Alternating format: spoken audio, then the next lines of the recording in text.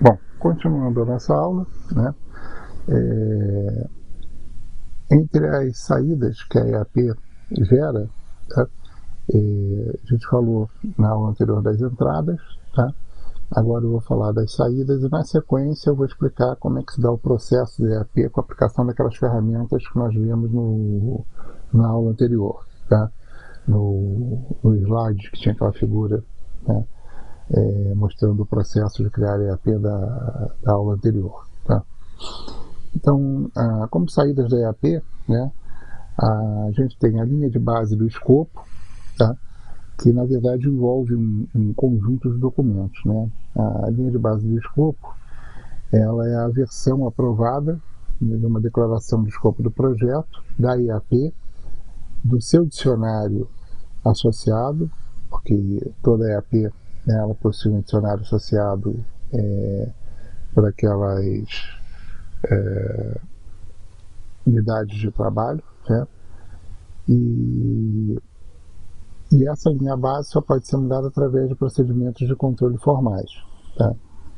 Então existem pontos do projeto que você pode fazer a revisão, tá, da linha base em projeto. Normalmente isso é comum em projetos que são de longa duração, tá? E essa linha base, ela é fundamental porque ela é usada como uma base de comparação para você ter uma ideia de se o projeto está caminhando bem ou se você está tendo muito atraso, muitos problemas no projeto, tá? Ela é um componente do plano de gerenciamento do projeto, tá? Que esses componentes, eles, da linha base de escopo, né, eles envolvem a declaração do escopo do projeto, que contém a descrição do escopo, né, das principais entregas, das premissas e restrições, tá? A IAP, que é basicamente uma estrutura, né, hierárquica, em que você decompõe o escopo total do trabalho a ser executado pela equipe do projeto, a fim de você poder atingir os objetivos daquele projeto e criar as entregas que estão requeridas naquele projeto. Os níveis descendentes da IAP, eles representam uma definição cada vez mais detalhada do trabalho que precisa ser realizado naquele projeto, tá? Pacote de trabalho, tá, são os níveis mais baixos da EAP, tá? Ou seja, dentro da estrutura hierárquica da EAP, você tem, em toda estrutura hierárquica, você tem o nível mais baixo, né, que a gente chama de folhas, né? E nesse nível de folhas é exatamente o nível desses pacotes de trabalho, tá? Esses pacotes de trabalho, eles possuem um identificador único, tá, que fornecem uma estrutura para sumarização hierárquica de custos, cronograma e informações sobre recursos. Eles acabam por constituir um código de conta, tá? Ou seja, cada pacote de trabalho, ele é parte de uma conta de controle. E uma conta de controle é um ponto de controle do gerenciamento, onde o escopo, orçamento e cronograma são interligados e comparados ao valor agregado para você ter condições de fazer medição de desempenho do projeto, tá? Uma conta de controle, ela pode ter 2 ou mais pacotes de trabalho, tá?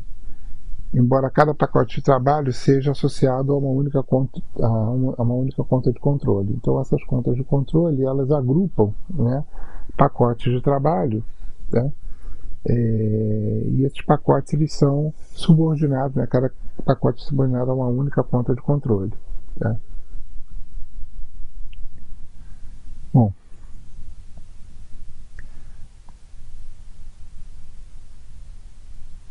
atualizações de documentos do projeto, tá? Então, como consequência, né, da elaboração da EAP, alguns documentos do projeto podem vir a ser atualizados, né? Então, 2 documentos que comumente sofrem atualizações são o registro de premissas, tá? Porque podem surgir ao longo da elaboração da EAP premissas ou restrições adicionais que foram identificadas durante o processo, né?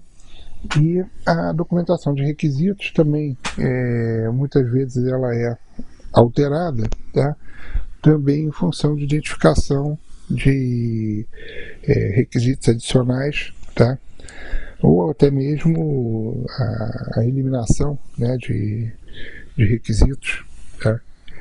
Também pode acontecer, embora não seja muito comum, né? Seja mais comum você adicionar requisitos do que eliminar requisitos, né?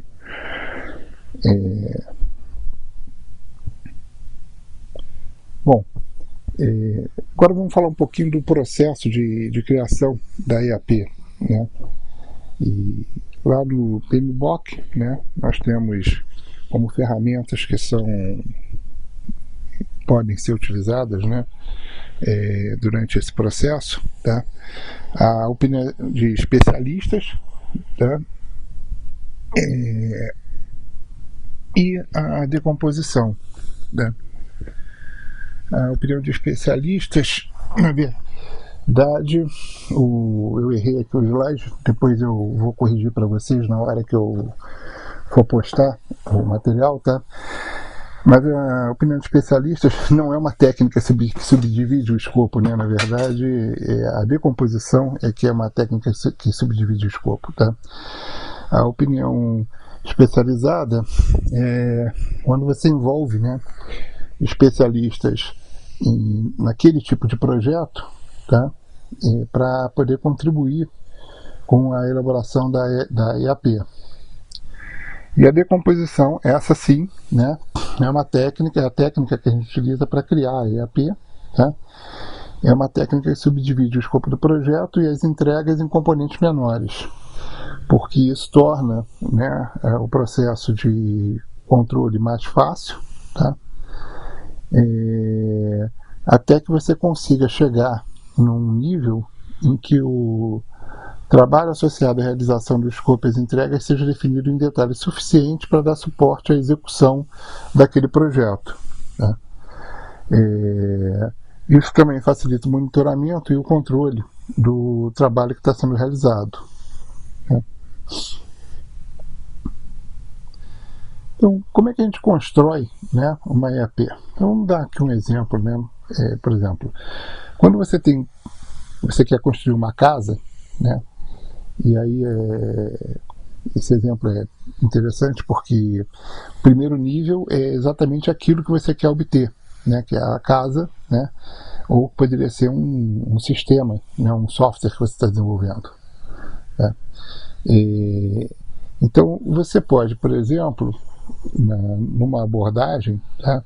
Você pode segmentar, tá, as atividades que você precisa realizar, dividindo entre o tipo de engenharia, né, que é necessária para que determinadas tarefas possam ser realizadas. Então, tarefas de engenharia civil e tarefas de engenharia elétrica ou sanitária, por exemplo, tá?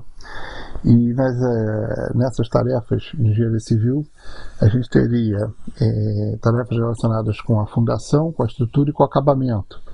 Já na parte de engenharia elétrica e sanitária, né, nós teríamos as instalações elétricas e as instalações hidráulicas, tá?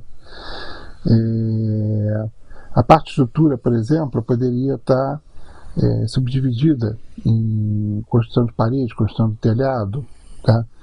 Podemos ter um detalhamento maior em cada uma dessas tarefas, e o telhado, por exemplo, você poderia subdividir em madeiramento e colocação das telhas, por exemplo, tá? Então, essa é uma possibilidade, mas a gente também poderia ter para esse mesmo projeto de construção de uma casa, tá? A gente poderia ter simplesmente subdividido em fundação, estrutura e acabamento, tá? E na parte de estrutura, tá, a gente teria embutido ali todo aquele conjunto de atividades de instalações elétricas e sanitárias também, tá? Então, não existe assim um formato único, né? Você pode ter diversas abordagens para a construção de APIs, tá? Eu vou encerrar esse vídeo aqui e a gente vai retomar no vídeo subsequente. Obrigado aí.